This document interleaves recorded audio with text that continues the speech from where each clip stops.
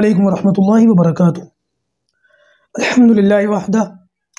والصلاة والسلام علی من لا نبی بعدہ، اما بعد، اعوذ باللہ من الشیطان الرجیم، بسم اللہ الرحمن الرحیم۔ لقد کان لکم فی رسول اللہ اسوۃ حسنہ، صدق اللہ العظیم۔ اللہم صلی علی محمد وعلی آل محمد کما صلیت علی ابراہیم وعلی آل ابراہیم انک حمید مجید۔ اللہم بارک علی محمد وعلی آل محمد کما بارکت علی ابراہیم وعلی آل ابراہیم انک حمید مجید۔ امید کرتا ہوں کہ آپ تمام ساتھی خیر و عافیت سے ہوں گے۔ سیرت کلاس کے اندر گزشتہ نشست میں بات یہاں تک پہنچی تھی کہ نبی کریم صلی اللہ علیہ وسلم کے دونوں خاندان والوں کو آپ صلی اللہ علیہ وسلم کا ساتھ دینے کی وجہ سے بے انتہا مصیبتوں کا، مشقتوں کا سامنا کرنا پڑا، صرف رشتہ داری کی بنیاد پر، اسلام کی بنیاد پر نہیں،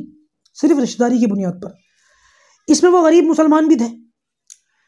جن کا کوئی پرسان حال نہیں تھا مکہ کے اندر، ان لوگوں کو بھی اس قسم کی پریشانیوں کا سامنا کرنا پڑا، اور 3 سال تک ان کا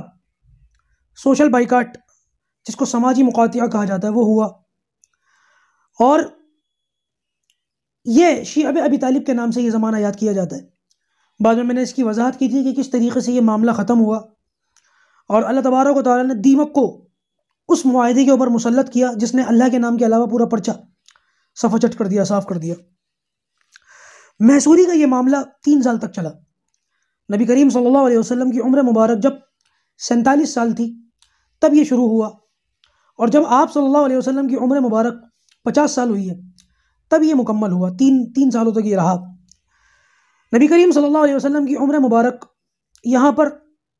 50 سال ہوئی ہے، اور آپ صلی اللہ علیہ وسلم کی شریک حیات حضرت خدیجہ رضی اللہ تعالی عنہا، ان کی عمر یہاں پر 64 سال ہوئی ہے، اور ابو طالب جو تھے نبی کریم صلی اللہ علیہ وسلم کے چچا، ان کی عمر یہاں پر 85 سال ہے۔ میں یہاں پر حضرت خدیجہ اور ابو طالب ان دونوں کی عمروں کا ذکر کیوں کر رہا ہوں؟ ابھی اس کا آگے چل کے اس کی وضاحت کرتا ہوں۔ دیکھیے، یہ جو 3 سال گزرے ہیں بڑی مشقتوں کے، بڑی پریشانیوں کے گزرے ہیں۔ ابو بکر صدیق رضی اللہ تعالیٰ عنہ وہ محصور نہیں تھے، اس میں وہ باہر تھے۔ ان کے بارے میں آتا ہے کہ جب نبی کریم صلی اللہ علیہ وسلم کو یہاں پر محصور کر دیا گیا اور یہ محصوری کے 3 سال گزرے ہیں، اس میں ابو بکر صدیق نے ہجرت کرنے کی سوچی کہ میں حبشہ چلا جاؤں، اور باقاعدہ حبشہ کے ارادے سے، حبشہ کی یعنی ہجرت کرنے کے ارادے سے نکل گئے۔ ایک جگہ آتی ہے بلق الغیمات کے نام سے، جب وہاں پہنچے تو ایک شخص ابن الدغینہ یہ ملا ہے، اور اس نے ابو بکر صدیق رضی اللہ تعالیٰ عنہ کو دیکھ کر یہ کہا کہ کہاں کا ارادہ ہے، کہاں جا رہے ہیں؟ تو انہوں نے کہا میری قوم نے مجھے نکال دیا ہے، میں جا رہا ہوں اور اللہ تعالیٰ کی زمین میں گھوموں گا، اور جہاں کہیں مجھے تسلی کے ساتھ اللہ تعالیٰ کی عبادت کرنے کا موقع ملے گا وہاں جا کر کے میں اللہ کی عبادت کروں گا۔ تو ابن الدغینہ نے کہا کہ آپ جیسا شخص نہ نکلتا ہے نہ نکالا جاتا ہے، اور ابن الدغینہ نے یہ کہا کہ آپ جو یتیم ہوتے ہیں، مسکین ہوتے ہیں، پریشان حال ہوتے ہیں، ان کے لیے سامان مہیا کرتے ہیں، لوگوں کے لیے راحت بنتے ہیں، اور پریشان لوگوں کے لیے راحت بنتے ہیں، لوگوں کے کام آتے ہیں یا کمزوروں کے کام آتے ہیں، اس قسم کے اس نے احوال بیان کیے۔ اور روایت کے اندر آتا ہے کہ ابو بکر صدیق رضی اللہ تعالیٰ عنہ کے بارے میں ابن الدغینہ نے وہی احوال بیان کیے جو پہلی وحی کے موقع پر نبی کریم صلی اللہ علیہ وسلم نے حضرت خدیجہ الکبریٰ رضی اللہ تعالیٰ عنہا سے فرمایا تھا کہ زمیلونی، مجھے چادر اڑاؤ، اور آپ صلی اللہ علیہ وسلم نے تھوڑا افاقہ ہونے کے بعد فرمایا تھا کہ مجھے میری جان کا خوف ہے۔ تو اس موقع پر حضرت خدیجہ الکبریٰ رضی اللہ تعالیٰ عنہا نے نبی کریم صلی اللہ علیہ وسلم کو جن الفاظ میں جو ہے تسلی دی تھی، وہی کے وہی الفاظ ابن الدغینہ نے ابو بکر کے بارے میں کہے۔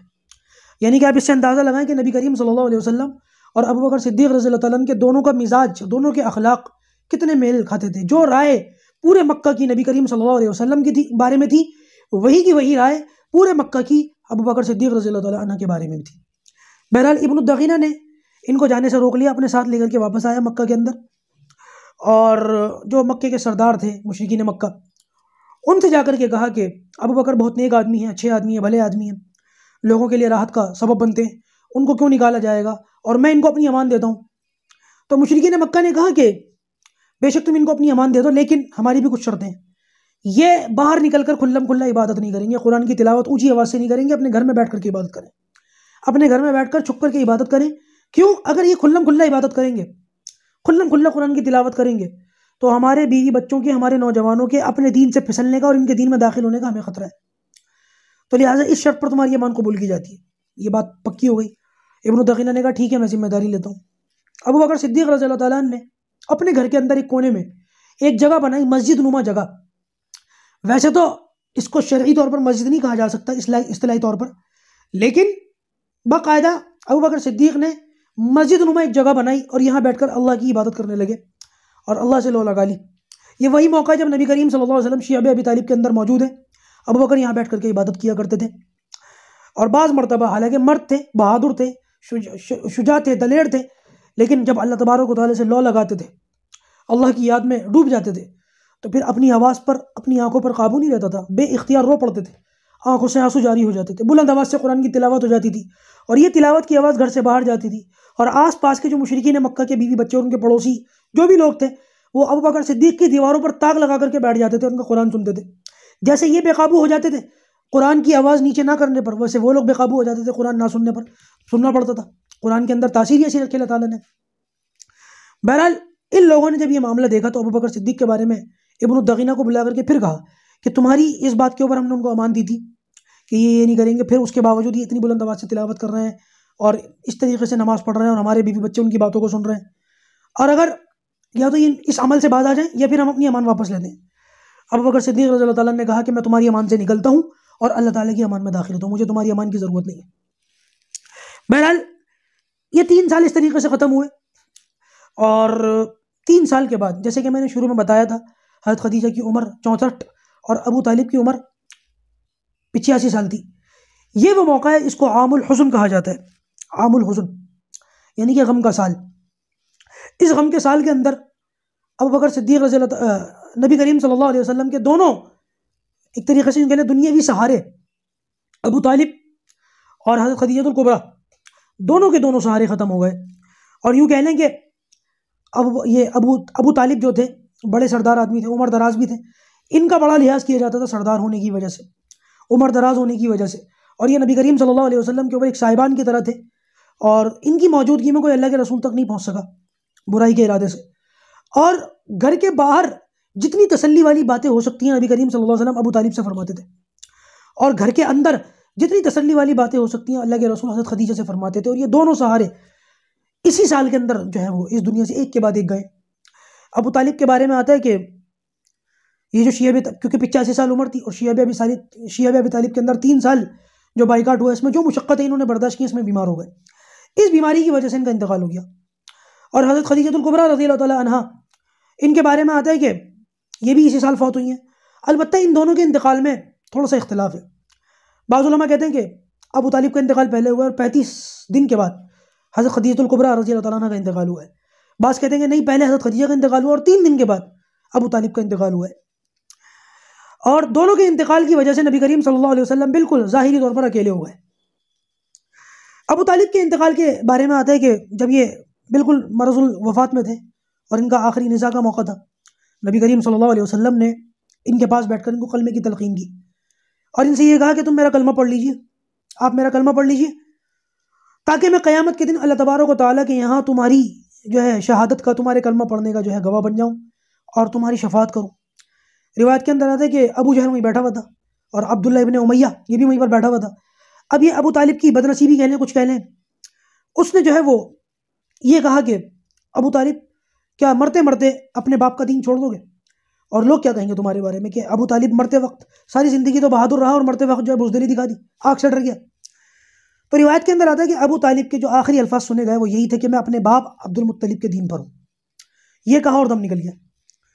ظاہر سی بات ہے کہ جس کی قسمت. نبی کریم صلی اللہ علیہ وسلم نے ان کے بارے میں پھر دعا فرمائی. آپ نے ارشاد فرمایا کہ جب تک میرا پروردگار مجھے ان کی مغفرت کی دعا کرنے سے نہیں روکے گا میں دعا کرتا رہوں گا. آپ نے دعا فرمائی اور اس موقع پر 2 آیتیں نازل ہوئی ہیں. اللہ تبارک و تعالیٰ نے 2 آیتیں نازل فرمائی. ما کان للنبی والذین آمنوا ان یستغفروا للمشرکین ولو كانوا اولی قربى من بعد ما تبین لهم انهم اصحاب الجحیم، کہ نبی کو، رسول کو اور مسلمانوں کو اس بات کی اجازت نہیں ہے کہ وہ مشرکوں کے لیے استغفار کریں ان کے مرنے کے بعد. منع کر دیا. اور دوسری جو آیت نازل ہوئی ہے وہ اس حوالے سے تھی کہ بے شک ہدایت دینا آپ کا کام نہیں ہے، ہدایت تو جس کو میں چاہوں گا میں دوں گا. تو یہ اللہ تبارک و تعالیٰ نے 2 آیتیں نازل فرمائیں اور نبی کریم صلی اللہ علیہ وسلم کو استغفار کی دعا کرنے سے روک دیا۔ کسی نے پوچھا کہ یا رسول اللہ ابو طالب نے آپ کا اتنا ساتھ دیا، ابو طالب کو آپ سے کیا فائدہ پہنچا؟ تو نبی کریم صلی اللہ علیہ وسلم نے ارشاد فرمایا کہ ابو طالب کو صرف 2 آگ کی جوتیاں پہنائی جائیں گی، پورے جسم میں عذاب نہیں ہوگا، صرف 2 جوتیاں آگ کی پہنائی جائیں گی اور وہ تلووں میں، پیر کے ٹخنوں میں، اس میں صرف عذاب ہوگا۔ روایت کے اندر آتا ہے کہ ابو طالب کا پورا وجود سر سے لے کے نیچے تک نبی کریم صلی اللہ علیہ وسلم کے ساتھ تھا، آپ کی خدمت میں تھا، آپ کی حفاظت میں تھا، تو لہذا پورے وجود کو اللہ تبارک و تعالیٰ نے عذاب سے محفوظ رکھا، لیکن پیر وہ دین اسلام پر جمے ہوئے نہیں تھے، اسی لیے پیروں پر عذاب ہوگا۔ بہرحال ان کے بارے میں نبی کریم صلی اللہ علیہ وسلم نے حضرت علی کو اور دوسرے صحابہ کرام کو فرمایا کہ دفن کر کے آ جاؤ۔ صحابہ نے کہا یا رسول اللہ مشرک ہے، دین اسلام پر خاتمہ نہیں ہوا۔ آپ نے فرمایا دفن کراؤ۔ بہرحال ان کو دفن کیا گیا، کفن دیا گیا، دفن کیا گیا۔ جنازے کی نماز نہیں ہوئی، اس کا ہونا ثابت نہیں ہے، کیونکہ اللہ تبارک و تعالیٰ نے بہرحال روک دیا تھا استغفار کرنے سے، اور جنازے کی دعا یہ بھی ایک طریقے کی استغفاری ہے۔ بعد میں نبی کریم صلی اللہ علیہ وسلم حضرت خدیجہ الکبریٰ جب ان کا انتقال ہوا، اللہ کے رسول صلی اللہ علیہ وسلم ان کو بھی بہت یاد فرماتے تھے، اور ایک بیٹا اللہ کے رسول کا حضرت ماریہ قبطیہ سے ہے، ابراہیم نام کا، اور ان کے علاوہ جتنے 6 بچے ہیں، 4 بیٹیاں اور 2 بیٹے، یہ 6 کے 6 بچے نبی کریم صلی اللہ علیہ وسلم کو حضرت خدیجہ الکبریٰ رضی اللہ تعالیٰ عنہا سے تھے، اور بڑی محبت تھی اللہ کے رسول کو حضرت خدیجہ سے۔ ان کی خصوصیت ہے کہ انہوں نے نبی کریم صلی اللہ علیہ وسلم کے ساتھ بڑی محبت، بڑی جانثاری اور بڑی جو ہے باوفا خاتون ہونے کا کردار ادا کیا، آپ کا بڑا ساتھ دیا، اپنا جان مال سب کچھ اللہ کے رسول پر نچھاور کر دیا، اور آپ صلی اللہ علیہ وسلم نے ان کی موجودگی میں، جب تک یہ موجود نہیں ہیں، 25 سال اللہ کے رسول صلی اللہ علیہ وسلم کے ساتھ رہے، 24-25 سال، ان 25 سال کے عرصوں میں نبی کریم صلی اللہ علیہ وسلم نے کبھی دوسرا نکاح نہیں فرمایا، صرف ان کے ساتھ جو ہے 25 سال کا عرصہ گزارا ہے، جبکہ یہ نبی کریم صلی اللہ علیہ وسلم سے عمر میں 15 سال بڑی تھی۔ آپ صلی اللہ علیہ وسلم حضرت خدیجہ سے اتنی محبت فرماتے تھے کہ ان کے انتقال کے بعد ہجرت ہو گئی، ہجرت کے بعد آپ صلی اللہ علیہ وسلم کے بعد کئی نکاح ہوئے ہیں، لیکن آپ صلی اللہ علیہ وسلم اپنی ازواج مطہرات کے سامنے بار بار حضرت خدیجہ کا ذکر فرماتے تھے۔ ایک موقع پر تو یہاں تک ملتا ہے کہ اماں عائشہ صدیقہ رضی اللہ تعالیٰ عنہا، انہوں نے اماں خدیجہ الکبریٰ رضی اللہ تعالیٰ عنہا کے بارے میں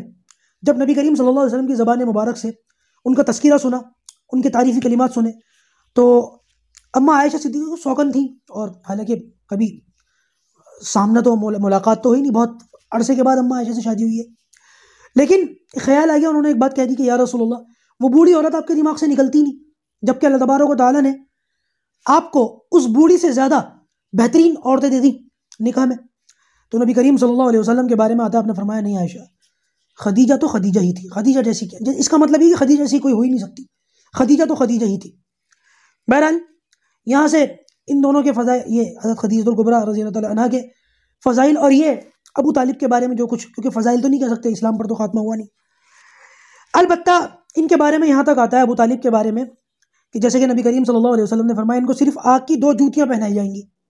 اور اس کے علاوہ پورے جسم میں جو ہے ان کو عذاب نہیں ہوگا، بلکہ ایک روایت جو ملتی ہے نبی کریم صلی اللہ علیہ وسلم نے فرمایا جہنم میں سب سے ہلکا عذاب ایک شخص کو ہوگا، اور وہ عذاب یہ ہوگا کہ اس کو صرف آگ کی 2 جوتیاں پہنائی جائیں گی، لیکن وہ عذاب ایسا ہوگا کہ اس کی ان 2 جوتیوں کی وجہ سے اس کا دماغ بھی ہانڈی کی طرح کھولے گا۔ یہ جہنم میں اس بندے کو سب سے ہلکا عذاب دیا جائے گا، لیکن یہ عذاب بھی ایسا ہولناک ہوگا کہ وہ یوں سمجھے گا کہ شاید سب سے زیادہ عذاب مجھے ہی دیا جا رہا ہے، جہنم کا عذاب اتنا خطرناک ہے۔ علماء کی رائے یہ ہے کہ یہ بات نبی کریم صلی اللہ علیہ وسلم نے ابو طالب کے بارے میں فرمائی ہے۔ بہرحال اس واقعے کے بعد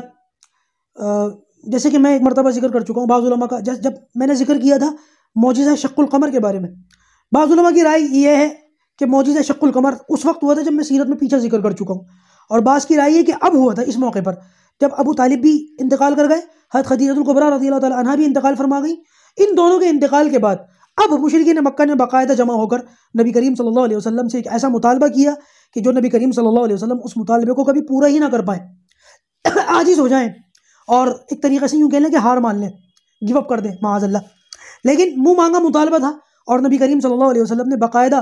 اللہ تبارک و تعالیٰ کی بارگاہ میں دعا فرما کر چاند کے 2 ٹکڑے کیے، بعض علماء کہتے ہیں کہ انگلی کے اشارے بھی کیے تھے، اور اس کے حساب سے معجزہ رد شمس اور معجزہ حبس شمس، یہ 2 اور معجزے تھے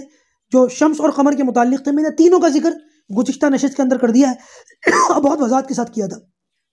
اس نشست کو دیکھ لیجیے گا، اس کے اندر اس کی پوری وضاحت ہے۔ لیکن وہی والی بات ہے کہ مشرکین مکہ نے یہ معجزہ اپنی آنکھوں سے دیکھنے کے باوجود بھی توبہ نہیں کی، ان کو توبہ کی توفیق ہی نہیں ہوئی۔ اور یہ بات، یہ اصول یاد رکھیے گا کہ قوم جب منہ مانگے مطالبے شروع کر دیتی ہے نا معجزوں کے، منہ مانگے معجزے، فرمائشی معجزے، ان معجزوں کے نتیجے میں پھر قوموں کو